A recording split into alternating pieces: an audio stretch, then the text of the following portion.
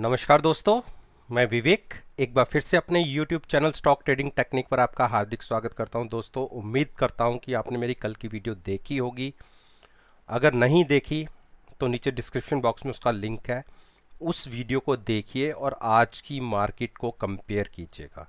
क्या मैंने जो आपसे कहा था वो हमें मार्केट में मिला है या नहीं।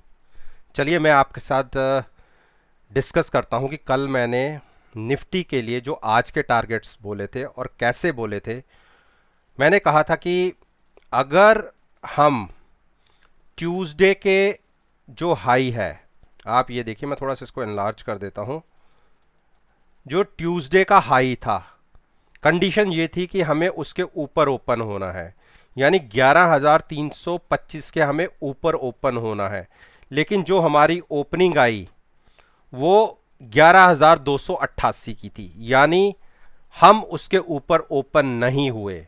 तो ऊपर ओपन नहीं हुए तो हमें बाइंग साइड पे नहीं बैठना था। सबसे पहले यह कंडीशन थी। लेकिन ओपन हम नीचे होने के बाद एक बार तकरीबन 50 रुपए नीचे से हम ऊपर की तरफ गए, लेकिन उस तरीके से मेरे ट्रेड्स नहीं होते। मैं बाइंग में तभी बैठता हूं जब एक दिन प्रीवियस जो डे होता है उसके ऊपर हाई हो या उसके लो के ऊपर हम ओपन हो। हम ऊपर तक गए, तकरीबन 348 तक हम ऊपर की तरफ गए, लेकिन हमने ऊपर की ट्रेड के लिए इसमें रिकमेंडेशन नहीं दी थी इस तरीके से। और इसके रिवर्स मैंने आपसे यह कहा था कि जिसको शॉर्ट साइड पे पोजीशंस बनानी है, आप 11,245 का तक वेट कीजिए, उससे ब्रेक होने दीजिए। और जो मैंने कल टारगेट बताया था नीचे का, सबसे पहले 11,187 का आप मार्केट में कंपेयर कर लीजिए। क्या वो प्राइस हमें देखने को नहीं मिला? मिला।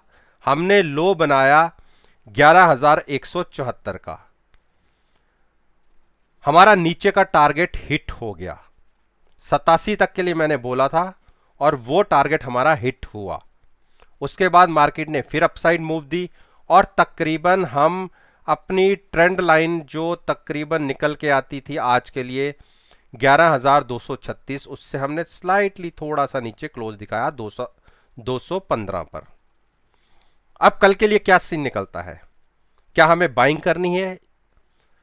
बाइंग हम तब करेंगे जब हम ये कह सकते हैं कि आज की जो ओपनिंग थी 11,292 की ओपनिंग, आज की ओपनिंग के ऊपर या 88 या 92 जो भी था, 11,288 या 92 के बीच, अगर हम उसके ऊपर ओपन होते हैं और उसके ऊपर 15 मिनट ट्रेड करना शुरू कर देते हैं तो स्टॉप लॉस कल के लिए निकल के आता है 11,250 का। तो उस कंडीशन में हम बाइंग में बैठ सकते हैं। अदरवाइज जिसको शॉर्ट्स बनानी है वो 11,260 को स्टॉप लॉस बनाकर, और अगर आज के लो के नीचे हम ट्रेड करना शुरू करते हैं, यानी 11,177 के नीचे हम ट्रेड करना शुरू करते हैं, तो आप शॉर्ट पोजीशंस क्रिएट कर सकते हैं। पहला टारगेट होगा 11,100 का, 11,115 के आसपास का, और उसके बाद का जो बड़ा टारगेट निकल के आएगा, आप लगा लीजिए कि 10,921 का। तो नीचे के लिए फिलहाल हम इन दो टारगेट्स के ऊपर ही बात करेंगे। तो उम्मीद करता हूं कि आपने दोनों तरफ के टारगेट्स को नोट कर लिया होगा। अब मैं बात करता हूं बैंक निफ्टी। बैंक निफ्टी के अंदर मैंने जैसे कल भी आपसे कहा था कि बैंक निफ्टी अपनी ट्रेडिंग रेंज में फंसी हुई है और जब तक अब इस रेंज को ब्रेक नहीं करती हम इसमें ट्रेड नहीं लेंगे। और ऊपर के लिए मैंने जो 400 के आसपास, यानी 22,420 के आसपास का मैंने एक अपसाइड का बताया हुआ है, जब उसको क्रॉस करेगी तो ही हम बाइंग में बैठेंगे। आप देखिए, आज इसने वहां तक जाने की कोशिश तो की, 370 के आसपास का एक हाई बना के फिर नीचे एक क्लोजिंग दी। अगर अब कोई शॉर्ट में बैठना चाहता है, शॉर्ट में बैठना चाहता है, तो आज का लो 21,911 के आसपास का लो है आज का, उसे ब्रेक होने दीजिए। स्टॉप लॉस रखिए 22,125 का। अगर हम उसके 21,950 के नीचे ओपन होते हैं और ट्रेड करना शुरू कर देते हैं, तो पहला टारगेट इमीडिएट आपको देखने को मिलेगा 21,647 का। एक बड़ी मूव 300 पॉइंट की नीचे को देखने को मिल सकती है। बाइंग हम फिर वही कह रहा हूं, आज के दिन में 22,365 को जब तक क्रॉस नहीं करती और उसके ऊपर ट्रेड होना शुरू नहीं होती, तब तक हम बाइंग की पोजीशन क्रिएट नहीं करेंगे। तो उम्मीद करता हूं ये टारगेट्स भी आपने नोट कर लिए होंगे। अब हम बात करते हैं बैंक निफ्टी के कुछ दिग्गज शेयर्स हैं उनके बारे में। एसबीआई इंटरडे का अगर आज का चार्ट देखेंगे आप, तो इसने जो नीचे से एक बहुत अच्छी बड़ी मूव ऊपर की तरफ दिखाई है, और जो वॉल्यूम वेटेज मूविंग एवरेज है 20 दिन की, उसके ऊपर क्लोजिंग आई है। अगर कल के दिन में ये 191 को क्रॉस करके ऊपर ट्रेड होना शुरू कर देता है, तकरीबन हम मानिए कि 20 से 25 मिनट के लिए, आप तो पहला टारगेट आपके लिए 193 होगा, और उसके बाद का टारगेट आप ये मान के चलिए कि 194.50 के आसपास का होगा। यहां हमने एक बार टच भी किया आज के दिन में, लेकिन क्लोजिंग हमारी मूविंग एवरेज के ऊपर आई है। तो ध्यान रखने वाली बात है, जब तक इसके ऊपर क्लोजिंग नहीं आएगी तो हम बाइंग पोजीशन में नहीं बैठेंगे। अब किसी को अगर शॉर्ट क्रिएट करना है, तो 191 का स्टॉप लॉस लगा के अगर हम 188 के आसपास ओपन होते हैं और वहां ट्रेड करना शुरू करते हैं, तो पहला टारगेट ही 186 और 185 का देखने को मिलेगा। कल क्लियरिंग भी है, तो कॉन्शियस होकर ट्रेडिंग लेना बनता है। तो मैं अगले स्टॉक की बात करता हूं, आईसीआईसीआई बैंक। आईसीआईसीआई बैंक ने आज के दिन में आप देखिए एक नेगेटिव ट्रेंड के अंदर ही एंट्री कर रही है। कल भी हम अपनी 50 दिन की मूविंग एवरेज के नीचे क्रॉस हुए थे, और आज जहां हम क्लोज हुए थे वहीं ओपन हुए और वहां से हम नीचे चले गए। तो ये एक डाउन ट्रेंड की शुरुआत है। डाउन ट्रेंड तो कंटिन्यू चल रहा है पिछले 4 दिन से, लेकिन यहां से और ये एक कह सकते हैं ब्रेकडाउन मिल सकता है नीचे की तरफ। ट्रेडिंग व्यू इसमें लेना होगा 358 का स्टॉप लॉस लगा के, और अगर आज के लो से नीचे ओपन होता है 348 के नीचे और ट्रेड करना शुरू कर देता है, तो पहला टारगेट ही 339 का आएगा, जो बड़ा मेजर टारगेट है। तो 339,340 के लिए आप ट्रेड कर सकते हैं। बाइंग पोजीशन में हम तब बैठेंगे जब 363 क्रॉस होके ऊपर की एक दिन की क्लोजिंग दिखा दे और अगली कैंडल बुलिश क्रिएट हो, तो हम इसमें अपना व्यू बाइंग साइड पे रखेंगे। अब बात करते हैं हम एक्सिस बैंक की। एक्सिस बैंक ने आप देखिए अपनी दो मूविंग एवरेजेस के बीच में ही 2 दिन से ट्रेड कर रहा है। तो अब देखते हैं कि किस तरफ का इसमें ब्रेकआउट होता है, नीचे की तरफ या ऊपर की तरफ। अगर ये क्लोजिंग अप साइड पे 443 के ऊपर क्लोजिंग देता है कल के दिन में, तो स्टॉप लॉस लगा के आप 443 का एक बाइंग पोजीशन क्रिएट कर सकते हैं। अदरवाइज जब तक अपनी दो ट्रेडिंग रेंज के बीच में है, तो यहाँ कोई भी पोजीशन क्रिएट करना नहीं बनता। नीचे के लिए हम 431 ब्रेक होने दीजिए। जब 426 के आसपास पहुंचे, तो आप यहाँ पे एक शॉर्ट पोजीशन क्रिएट कर सकते हैं। टारगेट होगा 402 के आसपास का, बड़ा टारगेट होगा नीचे।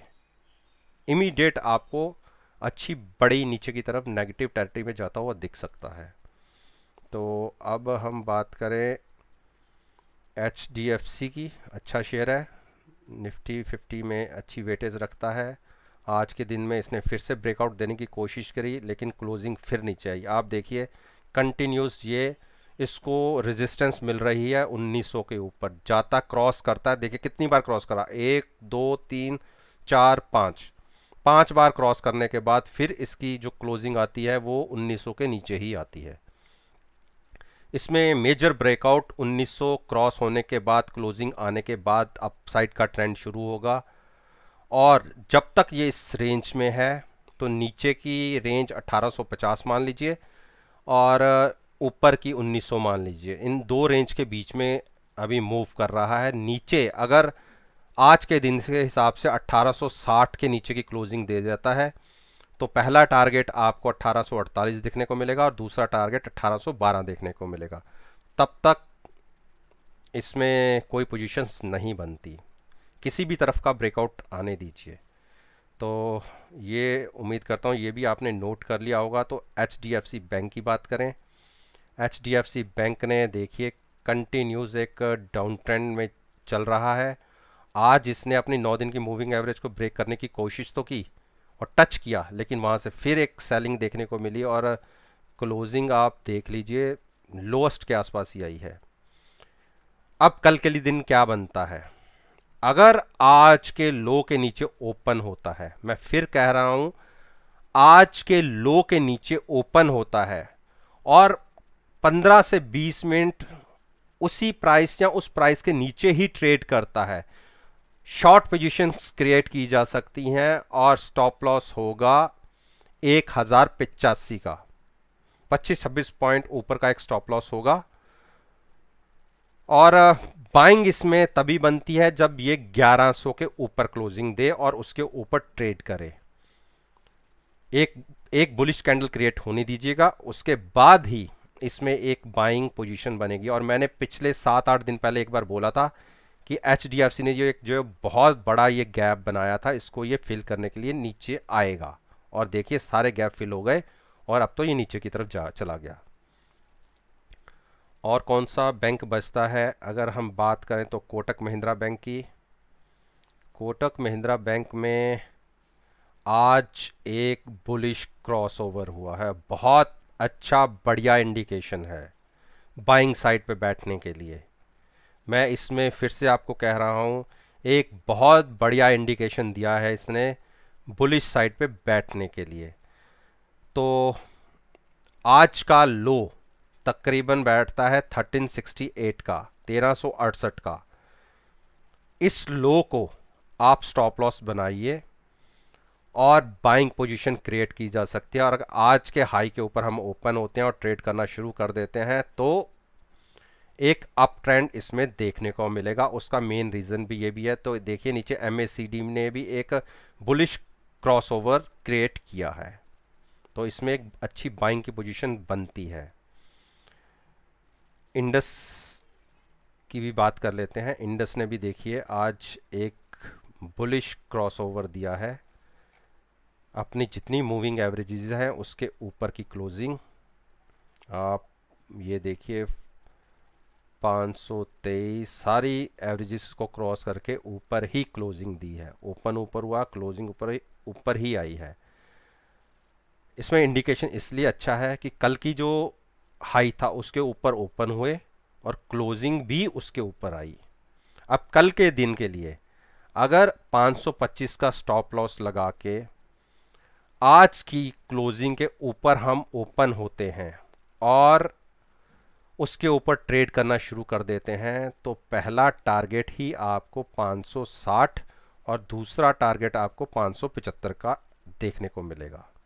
उम्मीद करता हूं कि आपको मेरे ये चार्ट्स जो मैंने आपके साथ शेयर किए हैं आपको पसंद आए होंगे। और अगर पसंद आए हैं तो आप मेरे YouTube चैनल पर मेरे साथ जुड़िए, मेरी पास्ट परफॉर्मेंस को एनालाइज कीजिए और खुद देखिए कि मेरी प्रॉफिटेबल एक्यूरेसी कितनी बढ़िया है, मोर देन 95%। इसी बात के साथ मैं आपसे विदा लेता हूं और एक नई वीडियो के साथ आपके सामने फिर से आऊंगा। तब तक के लिए धन्यवाद।